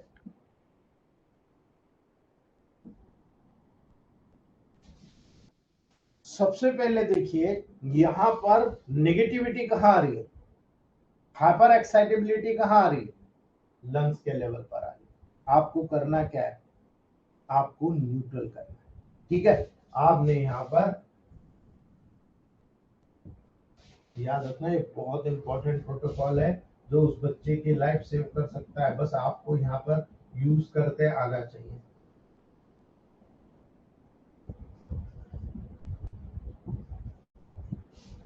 याद रखना दोस्तों, ये वो प्रोटोकॉल्स हैं जो इमीडिएट रिस्पांस देते हैं। यहाँ पर P1 F1 B200 बहुत मैजिकल रिस्पांस देता है। ठीक है, याद रखना दोस्तों, P1 F1 B200, P2 C5 L1 B D5, C13 Ver1 Y D5 chest tile nebulise बहुत अच्छा काम करता है। लेकिन ऑर्गेनो बूस्टर C13 का रोल आपको अगर देखना है, आप यहाँ पर D7 D8 D9 में दे देना, D7 D8 D9 में दे देना, आप रिजल्ट देख लेना। ठीक है, ये ऑल अबाउट न्यूमोनिया। ठीक है, नेक्स्ट आपके लेवल पर सीओपीडी के लेवल पर सबसे इंपॉर्टेंट केस नजर आता है, तो वो आपको नजर आता है ब्रोंकियल अस्थमा। कई लोग प्रोटोकॉल खेलते हैं, मैं आपको जब इस चीज को बता दूंगा तो इसके बाद प्रोटोकॉल आपका खत्म हो जाएगा। आप केवल कहोगे कि मुझे इस पेशेंट को कंटिन्यू S10 P1 B देना है, D3 या D4 ग्लोबल्स में देंगे तो और जबरदस्त रिजल्ट आएंगे। 10 ग्लोबल्स 3 to 4 टाइम। याद रखना, रेस्पिरेटरी ट्रैक की इन्फ्लामेटरी डिसीज को ब्रोंकियल अस्थमा कहते हैं। रेस्पिरेटरी ट्रैक की, ये रेस्पिरेटरी ट्रैक है ब्रोंकल वाला। ठीक है, यहां से लगाकर जो पर्टिकुलर बाइफर्केशन हुआ राइट और लेफ्ट लंग्स के अंदर ब्रोंकस जो कन्वर्ट होता है, हम इसकी बात कर रहे हैं। ठीक है, जो कि डिफ्यूज ब्रीदिंग के साथ वीजिंग के रिकरेंट अटैक के द्वारा कैरेक्टराइज होता है। यानी आपको ऐसा लगता है कि मैं सांस ले रहा हूं, मुझे दिक्कत नहीं हो रही, लेकिन सांस निकल रहा हूं तो मुझे लेटे लेटे उठ के बैठना पड़ रहा है। अगर मैं लेटा रहा तो मुझे ऐसा लगता है कि मैं कोलैप्स हो जाऊंगा, मैं मर जाऊंगा, लेकिन मैं बैठ रहा हूं तो मुझे अच्छा लग रहा है। यानी ऑक्सीजन आना, कार्बन डाइऑक्साइड बाहर नहीं निकल पाना। ठीक है, ये वीजिंग के रिकरेंट अटैक के साथ कैरेक्टराइज हो रहा है। अब वीजिंग क्या होता है, साउंड डेवलप होना, ऑक्सीजन आ रही है लेकिन वहां पर म्यूकस उस एल्वियोलाई में, यहाँ पर जो एल्वियोलाइज है दोस्तों, इस एल्वियोलाई में यहाँ से ऑक्सीजन बहुत आसानी से आ रही है, लेकिन इन एल्वियोलाइज में जो म्यूकस जमा होता है, उस म्यूकस जमा होने के कारण दोस्तों ऑक्सीजन आ तो बहुत आसानी से रही है, लेकिन यहाँ से ऑक्सीजन और कार्बन डाइऑक्साइड का जो मिक्सचर बाहर जा रहा है उसको जाने में डिफिकल्ट हो रही है, क्योंकि ये म्यूकस अड़ा हुआ है, ये ऑब्स्ट्रक्शन कर रहा है, और इसी ऑब्स्ट्रक्शन की वजह से जो साउंड क्रिएट होता है उसको बोलते हैं व्हीजिंग के रिकरेंट अटैक। ठीक है, उसी के द्वारा ये कैरेक्टराइज होती है। व्हीजिंग एक हाई पिच विस्लिंग साउंड होता है, जैसे सीटी बजा रहे हो आप। व्हीजिंग एक हाई पिच विस्लिंग साउंड होता है जो ब्रीदिंग के दौरान प्रोड्यूस होता है, जब आप सांस ले रहे हो ना उस दिन प्रोड्यूस हो रहा है, और ये हमेशा डिफिकल्ट ब्रीदिंग के साथ एसोसिएटेड होता है। हमेशा याद रखना, डिफिकल्ट ब्रीदिंग के साथ एसोसिएटेड होता है। जब आप व्हीजिंग के कॉजेस को देखोगे तो आपको क्लियरली नजर आ जाएगा ब्रोंक्यूलर कंस्ट्रक्शन के दौरान। यहाँ पर जो ब्रोंक्यूलर कंस्ट्रक्शन हो रहा है, उस ब्रोंक्यूलर कंस्ट्रक्शन के दौरान एयर पैसेजेस के ऑब्स्ट्रक्शन के कारण व्हीजिंग उत्पन्न होती है। ठीक है, जब ब्रोंक्यूलर कंस्ट्रक्शन होगा तो एयर पैसेज बाहर जाना चाहिए, एयर को तो बाहर जाना चाहिए, लेकिन एयर पैसेज का ऑब्स्ट्रक्शन है, और एयर पैसेज का ऑब्स्ट्रक्शन के कारण वहां पर प्रेशर जनरेट होता है, उसके कारण व्हीजिंग उत्पन्न होता है। ये ब्रोंक्यूल्स में जो स्मूथ मसल्स होती है, उस स्मूथ मसल्स में लगातार स्पास्टिक कंस्ट्रक्शन, जो स्पास्टिक कंस्ट्रक्शन होता है, उसके द्वारा ब्रोंकियल कॉन्स्ट्रिक्शन काज होता है। ये ब्रोंकियल कॉन्स्ट्रिक्शन काज होता है स्पास्टिक कंस्ट्रक्शन के कारण। इसीलिए दोस्तों सिंपल सी बात है, ऑब्स्ट्रक्शन के कारण आगे जो म्यूकस मेम्ब्रेन होती है उसका एडिमा होता है, उसकी स्वेलिंग हो जाती है, और उस म्यूकस मेम्ब्रेन का एडिमा या स्वेलिंग होने के कारण जो ब्रोंकियल्स में ल्यूमन है वो सकरा हो जाता है, और ल्यूमन जब सकरा हो जाएगा, डेफिनेटली आपको याद रखना है म्यूकस का एक्यूमुलेशन हो जाएगा, और म्यूकस का एक्यूमुलेशन इसीलिए होता है। मान लो यहाँ पर एक नली है, ये मान लो नली है, यहाँ पर क्या होता है, ये सूजन आ गया।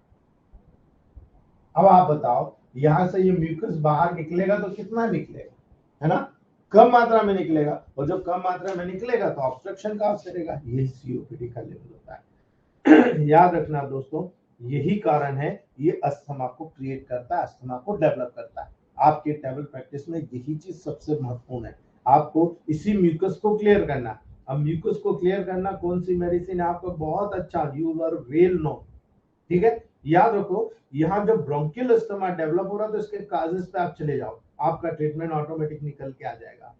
इन्फ्लामेशन ऑफ एयर पैसेज, यहाँ इन्फ्लामेशन है, कौन दूर करेगा, ऑर्गेनोबूस्टर C2 कभी देकर देखा आपने, P2 मतलब क्या, P1 और C2, है ना। तो याद रखना, आप एस्टिन P1B दे रहे हो, साथ में ऑर्गेनोबूस्टर C2 चला के देख लेना, है ना। आप देखना बहुत तेजी के साथ ऑर्गेनोबूस्टर C13 चला के देख लेना, बहुत तेजी के साथ लंग्स को प्यूरिफाई करती है। आप एयर पैसेज के इन्फ्लामेशन को दूर कर दो, अस्थमा ठीक हो जाएगा। आपको अस्थमा पे काम नहीं करना, एयर पैसेजेस के इन्फ्लामेशन पे काम करना, यू आर वेल नोन। याद रखना, आप में से कोई भी व्यक्ति नहीं बोलेगा कि मैं अस्थमा क्योर नहीं कर सकता, you can cure with in 6 month. अगर हेरिडिटी भी है लंबा समय तो 1 ईयर, आप मान के चलो 6 मंथ के अंदर। मेरे पूरे खानदान में अस्थमा है दोस्तों, मेरे घर परिवार को छोड़कर, हम 7 मेंबर को नहीं है, बाकी सबको है, और सबको 1-1 साल 1.5 साल के ट्रीटमेंट के बाद आज ऐसा कर दिया, सारे लोग खेत में काम करते हैं, ठीक है। याद रखना, इन्फ्लामेशन के दौरान जो मास्ट सेल्स होती है इओसिनोफिल से ल्यूकोट्रिन्स को रिलीज करती है। याद रखना, मास्ट सेल्स और इओसिनोफिल ये क्या करते हैं, एलर्जिक मैनिफेस्टेशन क्रिएट करते हैं, ठीक है। और यही एलर्जिक मैनिफेस्टेशन इस म्यूकस मेम्ब्रेन के इरिटेशन के द्वारा डेवलप होता है। एकाएक अस्थमा डेवलप नहीं हो गया दोस्तों, याद रखना, यहाँ जो म्यूकस मेम्ब्रेन है इसका बार बार इरिटेशन हुआ, यानी कोई चीजें आपने ऐसी है जैसे फ्रिज की ठंडी चीजें खाना चालू करी तो आपको कार्बन डाइऑक्साइड का लेवल ज्यादा हुआ, आप ऐसे वातावरण में रहे जहां नमी ज्यादा है, बैक्टीरिया वायरस का इन्फेक्शन ज्यादा हो रहा है, एलर्जेंस आपकी नोज में आए, आपने ध्यान नहीं दिया, धीरे धीरे एलर्जेंस ऊपर से होते हुए आप बार बार एंटीबायोटिक देकर सुखाते रहे, धीरे धीरे धीरे करके नीचे आता रहा और वो एलर्जेंस क्रिएट करा। यानी इन्फ्लामेशन के दौरान मास्ट सेल्स और इओसिनोफिल से ल्यूकोट्रिन्स रिलीज होता है। तो ये क्या इंडिकेट कर रहा है भाई, ये इंडिकेट कर रहा है कि यहाँ पर आपकी बॉडी के अंदर कोई एलर्जेंस डेवलप हो रहा है, और ये एलर्जेंस जो होते हैं यही आपको सबसे ज्यादा ब्रोंकोस्पाज्म में डेवलप करते हैं। अब जब स्पाज्म आएगा तो खो खो खो आप कंटिन्यू कफ करते रहोगे, यही ब्रोंकोस्पाज्म है, और ये एलर्जेंस आपके म्यूकस मेम्ब्रेन के एलर्जी के माध्यम से नीचे सबसाइड हो रहा है। तो आप जब इन एलर्जेंस को अंदर से बाहर नहीं निकालेंगे, आप कभी भी अस्थमा क्योर नहीं कर पाएंगे, ठीक है। आप अस्थमा पे मत काम कीजिए, आप सबसे पहले एलर्जीज पे काम कीजिए। मैं बार बार कहता हूं, तो जब आप एलर्जीज को रिकरेंटली बाहर निकालना शुरू करेंगे और लंग्स को सपोर्ट करेंगे, उसी समय आप कह देंगे कि मेरा पेशेंट अस्थमा का ठीक हो गया। याद रखना, लेकिन सारे लोग लंग्स के पीछे भागते हैं, दे दबा के लंग्स का। प्रॉब्लम यहाँ है, आप लंग्स में काम कर रहे हो, आप पहले इस एलर्जेंस को हटाओ, लंग्स से फिर वापस उसको बाहर निकाल दो, आप क्योर कर जाओगे। याद रखना दोस्तों, यहाँ पर hypersensitivity of afferent glossopharyngeal in vagal ending in larynx and efferent trigeminal ending in nose, ये सबसे ज्यादा मेन पॉइंट है जो बहुत कम लोग समझ पाते हैं अस्थमा के लेवल पर। आपको हमारे ग्रुप के फैमिली मेंबर्स को आपको विशेष तौर से याद रखना है, hyper sensitivity of afferent glossopharyngeal nerve, आपकी जो ग्लॉसोफेरेंजियल नर्व यानी थ्रॉट वाली, टंग्स के पोस्टीरियर पार्ट वाली, यहाँ पर जो एफरेंट ग्लॉसोफेरेंजियल नर्व होती है, जो वेगल नर्व की एंडिंग्स होती है, कहाँ होती है, लैरिंक्स में होती है। ठीक है। इफ्रेंट याद रखना दोस्तों, यहाँ पर इफ्रेंट का हुआ, यहाँ एफ्रेंट होता है, यानी एफ्रेंट यानी लेकर जाने वाला। ट्राइजेमिनल एंडिंग इन नोज, आपकी नोज की जो ट्राइजेमिनल एंडिंग होती है एफ्रेंट चैनल, वो सबसे ज्यादा अफेक्ट होता है। इफ्रेंट इसमें कुछ नहीं, ठीक है। याद रखना ये एफ्रेंट चैनल सबसे ज्यादा अफेक्टेड होता है। और जैसे ही, इसीलिए मैं कह रहा हूं सबसे पहले एलर्जी पे काम करो। फ्लोरीन प्रोटीन जैसे कुछ एलर्जेन सब्सटेंसेस के द्वारा इन नर्व एंडिंग्स को स्टिमुलेट किया जाता है, ये हाइपर सेंसिटिविटी को प्रोड्यूस करती है, देन अस्थमा स्टार्ट। ठीक है, इसलिए आपको विशेष तौर से याद रखना है कि ग्लॉसोफेरिंजियल नर्व, लैरिंग्स, आपकी afferent terminal, trigeminal ending in nose, ये सबसे पहले अफेक्टेड होता है, इसके बाद ही वहां पर लंग्स अफेक्टेड होता है। तो आपको सबसे पहले इसको वहां पर प्यूरिफाई करना, और जैसे इसको प्यूरिफाई करोगे आप बहुत इजीली पेशेंट को रिकवर कर चुके होंगे। तीसरा, pulmonary oedema and congestion of lung caused by left ventricular failure. याद रखना दोस्तों, जब किसी को पल्मोनरी एडिमा हो रहा है, लंग्स का कंजेशन हो रहा है, क्यों हो रहा है? लेफ्ट वेंट्रिकुलर फेलियर के लेवल पर हो रहा है। तो आप मुझे बताइए, चेस्ट स्टाइल का आप उपयोग करेंगे, उसमें A3 डाल देंगे और जो चेस्ट पे हार्ट पे दोनों पे मसाज करेंगे, ठीक है। तो ऐसी कंडीशन में अस्थमा के द्वारा ये कंडीशन जो प्रोड्यूस होती है उसे हम कार्डियक अस्थमा कहते हैं। याद रखना, हम पता नहीं लगा पाते हैं कि एलर्जी का हम लगे रहते हैं, लेकिन वो अस्थमा इस कंडीशन के द्वारा प्रोड्यूस हो रहा है जिसमें लेफ्ट वेंट्रिकुलर फेलियर इन्वॉल्व हो रहा है, उसे हम कार्डियक अस्थमा कहते हैं। और वर्तमान परिस्थिति में ज्यादातर लोग मिसलीडिंग डायग्नोस करते हैं, जिनको कार्डियक अस्थमा होता है उनको दूसरी तरह से ट्रीटमेंट करते हैं और फेल हो जाते हैं। हमें नहीं फेल होना, हम चेस्ट स्टाइल में केवल A3 ऐड करके हार्ट पे भी मसाज कराती, A2 S2 C2 P2 A3, ठीक है। A2 हटा दो, A3 ऐड कर दो, कोई दिक्कत नहीं है, क्योंकि A3 में A2 A1 दोनों का काम है। इसलिए आप A2 की जगह A3 S2 C2 P2 WR2 F2 WEB ये चेस्ट स्टाइल मसाज करा दो और हार्ट पे भी मसाज करा दो। आप देख लो दोस्तों, कार्डियक अस्थमा भी होगा तो भी आपके कंट्रोल में आ जाएगा, एलर्जिक अस्थमा होगा तो भी आपके नेबुलाइज के साथ में जब आप मेडिकेशन दोगे, दोनों कंडीशन आपके फेवर में हो जाएगी। इसलिए याद रखना दोस्तों, यहाँ पर मेनली मैं बता रहा हूँ ब्रोंकियल अस्थमा जो हिंदुस्तान में सबसे ज्यादा पाया जाता है, ठीक है। एलर्जिक अस्थमा क्यों हुआ, कैसे हुआ, मैंने आपको बताया। अस्थमा एक प्रोक्सिमल डिसऑर्डर, सडन होने वाला डिसऑर्डर होता है दोस्तों, क्योंकि इसका अटैक अचानक शुरू होता है, और ये सीओपीडी का ही साइन है। क्रॉनिक ऑब्स्ट्रक्टिव पल्मोनरी डिसीजेस में जितनी भी डिसीजेस आती है सब में ये इन्वॉल्व होता है। याद रखना दोस्तों, जब दौरा शुरू होता है तो पता नहीं है कि दौरा कब शुरू होगा, और दौरा समाप्त कब होगा ये भी आपको पता नहीं कि दौरा कब समाप्त हो गया, ठीक है। ये अस्थमा का है। अटैक के दौरान इंस्पायरेशन और एक्सपायरेशन दोनों के दौरान डिफिकल्टी फील करता है, लेकिन इंस्पायरेशन में इतनी डिफिकल्टी नहीं होती है जो ऑब्जर्व किया जा सके। पेशेंट बोलता है मुझे सांस लेने में दिक्कत नहीं है, सांस छोड़ने में दिक्कत हो रही है, और ये एक प्रकार से सीओपीडी का साइन है दोस्तों। लेकिन अटैक के दौरान, जब अटैक होता है उस दौरान इंस्पायरेशन और एक्सपायरेशन दोनों में डिफिकल्टी होती है दोस्तों, ठीक है। इसीलिए ब्रोंक्यूल्स की जन्मजात टेंडेंसी होती है दोस्तों, याद रखना, डायलेट होने की। इंस्पायरेशन के दौरान डायलेट हो गया, और एक्सपायरेशन के दौरान वहां पर दोस्तों कांस्ट्रिक्ट होने की टेंडेंसी। ये पैदा होते के साथ ही सबसे पहले जब बच्चा पैदा होता है तो यही डायलेटेशन और कांस्ट्रिक्शन की टेंडेंसी उस लंग्स में डेवलप होती है। इसीलिए एक्सपायरेशन के दौरान मोर डिफिकल्टी एक्सपीरियंस होती है जब अस्थमा में एक्सपायरेशन करता है। इसीलिए मैंने कहा इंस्पायरेशन में इतना डिफिकल्टी नहीं होगा, वो सर्वाइव कर जाएगा, लेकिन एक्सपायरेशन के दौरान जो कांस्टिक होने की जो टेंडेंसी होती है, मोर डिफिकल्ट एक्सपीरियंस होती है, बहुत ज्यादा उठ के बैठ जाएगा पेशेंट। इसीलिए दोस्तों एक्सपायरेशन के दौरान चेस्ट के कंप्रेशन के कारण सभी प्रकार के जो एक्सपायरेटरी मसल्स है उसके द्वारा बहुत ही ज्यादा ग्रेट एफर्ट एक्सर्ट होता है दोस्तों, और यही ग्रेट एफर्ट जब एक्सर्ट होता है एक्सपायरेशन के दौरान, यही डिफिकल्ट और एक्सपायरेशन बना देता है।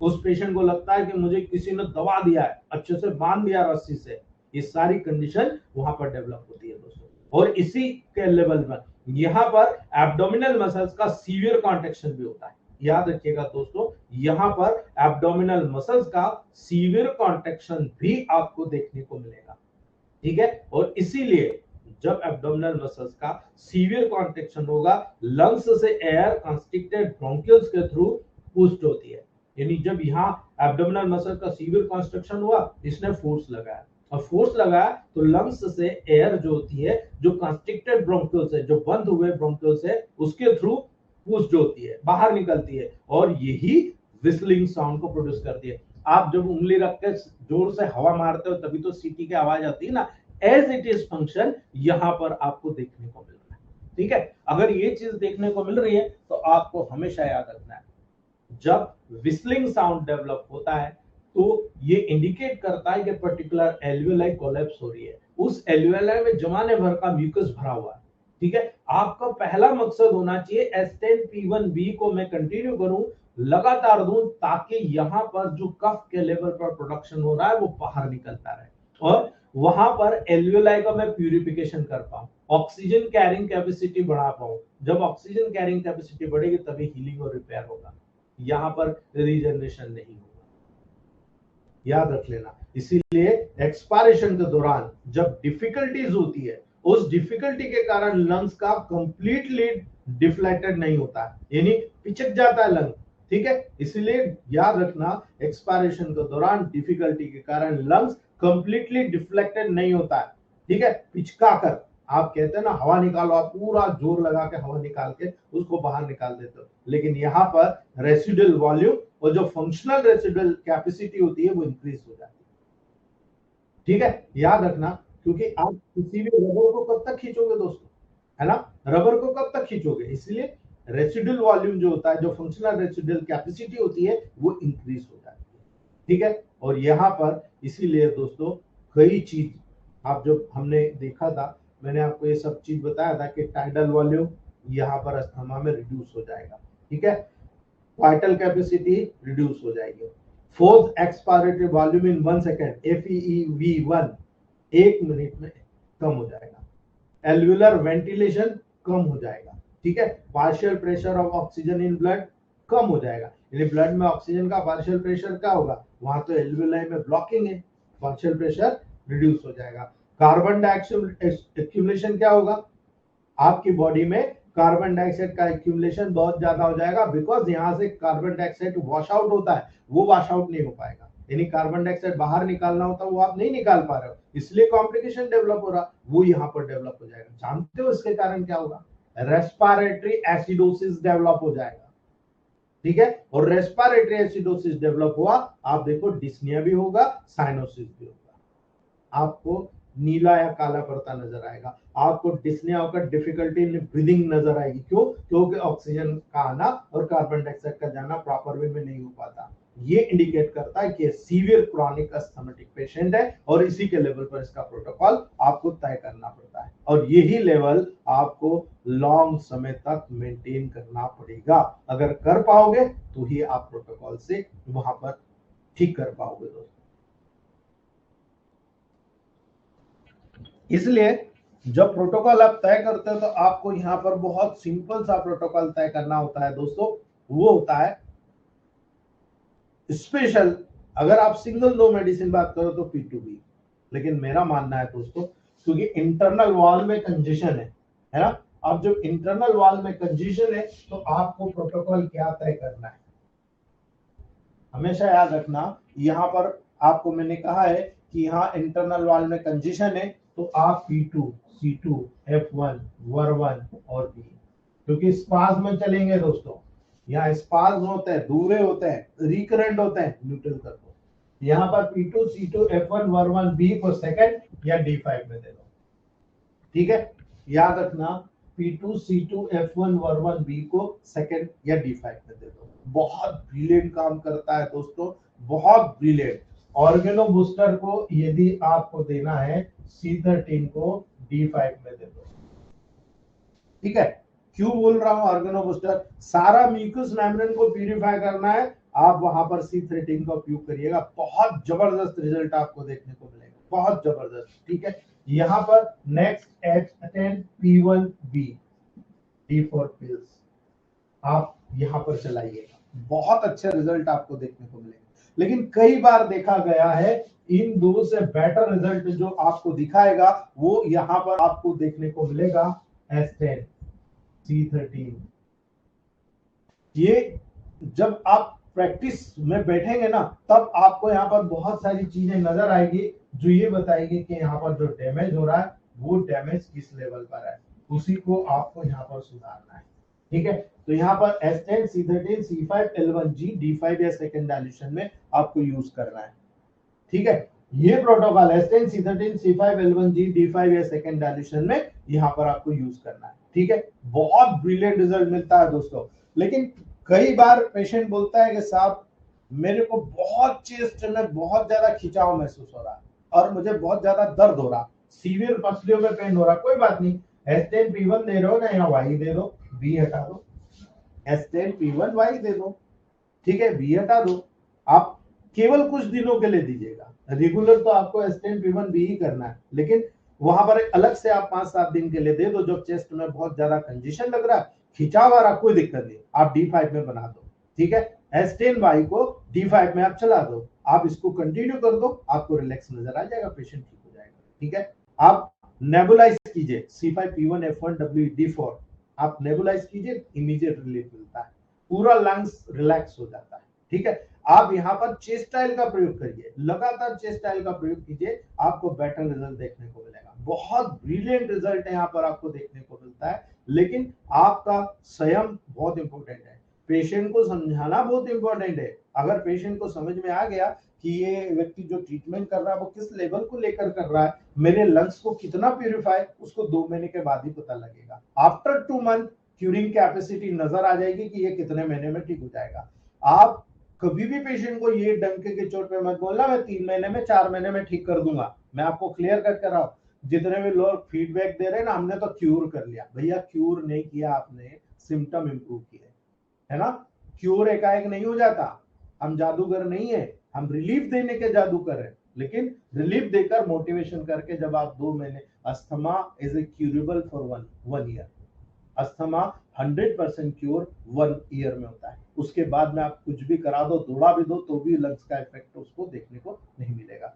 दोस्तों बी पॉजिटिव, आप करिए, रिजल्ट देखिए, तब आप मेरी बात को मानने लगेंगे कि वाकई में अगर क्यूरिंग कैपेसिटी डेवलप करना है तो उसमें टाइम लगेगा। आपको क्यूरिंग कैपेसिटी डेवलप करने के लिए आपको कंडीशन देखना है कि कंडीशन अभी अभी स्टार्ट हुआ, अस्थमा 6 महीने साल भर 2 महीने 3 महीने बोल दो, बिल्कुल ठीक हो जाएगा 2 महीने 3 महीने। लेकिन अगर क्रॉनिक हिस्ट्री लेकर आ रहा है 10-15 साल, तो वो डेक्सामेथासोन फलाना मेथाजोन सब खा के आ रहा है, डेरी फाइलिन खा के आ रहा है, परमानेंट तो कोलैप्स के लेवल पर पहुंचा चुके हो आप, और क्या ले जाओगे, है ना। अब आपको उसकी जो टॉक्सिसिटी उसको दूर करना है, आप टॉक्सिसिटी दूर करोगे जब तो ठीक होगा। ऐसे तमाम केसेस में S1-1000 बहुत इंपॉर्टेंट है दोस्तों, हमेशा याद रखना, S1-1000 बहुत इंपॉर्टेंट है।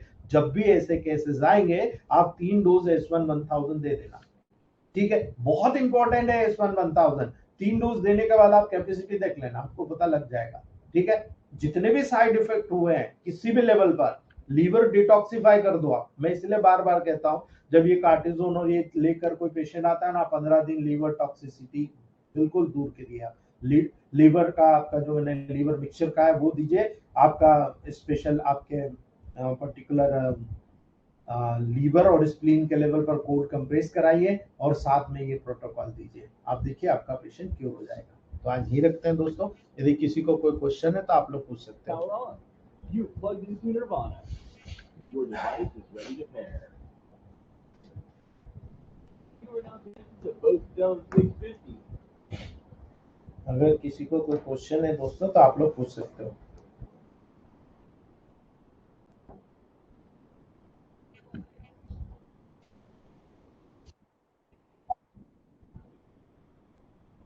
जी Rakesh sir, Rakesh sir,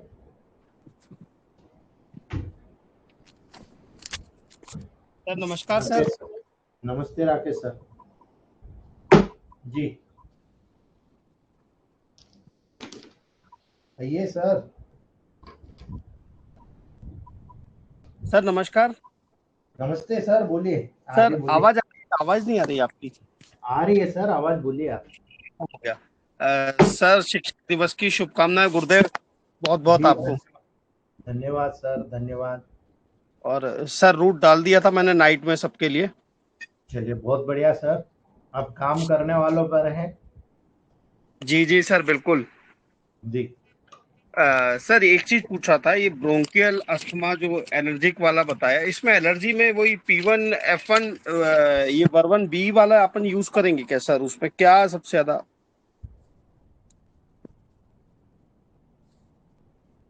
P1A3 वर्बन Y P2 anti sir? Allergy. P1 allergy के लिए, जी जी, P1। बाकी का सारा आपका वो जो मैंने बताया वो। जी जी ठीक है, सर। ये एलर्जी का मैं पहले बता चुका, इसलिए नहीं बताया मैंने। एलर्जिक अस्थमा के लेवल पर जिस ऑर्गन की एलर्जी है उस जी ऑर्गन में A3 वर्बन वाई जोड़ दीजिए और ऑर्गन की मेन मेडिसिन ऐड कर दीजिए। अब लंग्स की मेन मेडिसिन P1, P1 जी A3 वर्बन Y is anti allergic in D6। ठीक है, जी या 200, आप सीधा 200 पे दे दो, 10 ड्रॉप डेली, जी सर। है ना? आपको याद हो मैंने बता रखा है ये पहले। नहीं नहीं बताया सर, वो मैं एक्चुअली फिर भी पूछना, एक बार कंफर्म करना चाह रहा था सर हाँ ना, कि 100% इसमें है मैं सब। कंफ्यूज P2 को और P1 को लेकर था सर। ना, P2 आपको ओरिजिनल लंग्स के लेवल पर देना है सर। ठीक है, जी एक कंजेशन है लंग्स में, टिश्यू को हील करना है और लंग्स के लेवल पर एलर्जी दूर करना है, तो आपको पूरा पूरा रेस्पिरेटरी ट्रैक कवर करना है। तो P1 से बेटर कवर लंग्स पे केवल P2 का रोल है, प्योर जी सर। लंग्स पे, लेकिन पूरे रेस्पिरेटरी ट्रैक पे P1 का रोल है। ठीक है जी सर। जी जी। Thank you very much sir. जी राकेश सर। जी Meeta madam, Meeta Bajaj madam, Meeta madam. नमस्ते सर, बहुत ही अच्छा क्लास था आज। काफी जी कुछ क्लियर हो गया है। जी, happy teachers day sir. Thank you Meeta madam. आपकी प्रैक्टिस बोलिए कैसी चल रही है? ठीक चल रही है सर, अच्छी चल रही है। आपके कॉन्सेप्ट्स आपने बहुत से क्लियर कर दिए, तो अप्रोच और भी अच्छा हो गया है बिल्कुल पेशेंट्स का। मैडम, बस यही तो चीज है ना, अप्रोच क्लियर कर, जिससे जो हाँ सीखने को मिलता है सीखते चले जाओ। जी सर। सर कल एक लेडी आई थी, उसका 45 डेज का चाइल्ड है। उसको डॉक्टर ने कहा है कि हार्ट में होल है, धीरे धीरे 6 मंथ लगेगा या ऐसे धीरे धीरे बढ़ेगा। तो ऐसे केस में हम लोग आपने जो ऑयल बताया, चेस्ट ऑयल, A3 ना ना, डाल के दे दें। अरे मैडम कुछ नहीं करिए, आप जनरल टॉनिक को D6 बनाइए। ठीक है, जी जी उसमें उसमें आपको S5, C3, C13 और G, इनकी जी 5 5 ड्रॉप डालना है और ग्लोबल्स में बनाकर उस बच्चे को दे दीजिए। जी सर। ठीक है, और उसकी माँ को जी बोलिए कि इसको कंटिन्यू 5 5 ग्लोबल्स 4 टाइम दूध में घोलकर पिला दे। ठीक है, जी सर। आप 2 महीने बाद चेक करा लेना। C3 जी के सर। लेवल पर आप जाइए। C3 में मैंने बताया है कि कभी भी मसल्स का होल होता है, छेद होता है, जो बंद नहीं होता उसको बंद कर देता है C3 और C13। ठीक है जी सर। जी जी सर, थैंक यू सर। जी। जी Girish sir, Girish sir, doctor R Girish sir. Good morning sir. Good morning sir. Happy teachers day sir. Thank you sir. Sir आप तो इतना क्लास चल रहा है, ये तो लाख लाखों का शुभकामनाएं सर, और जी बहुत धन्यवाद सर। जी गिरीश सर, आपको भी बहुत बहुत धन्यवाद। आप लोग आगे बढ़ते चले जाएं, यही हमारी खुशी है। जी ठीक है थैंक यू दोस्तों, सर। जी आज नहीं रखते हैं, आज मुझे थोड़ा फंक्शन में जाना है एक जगह स्कूल में।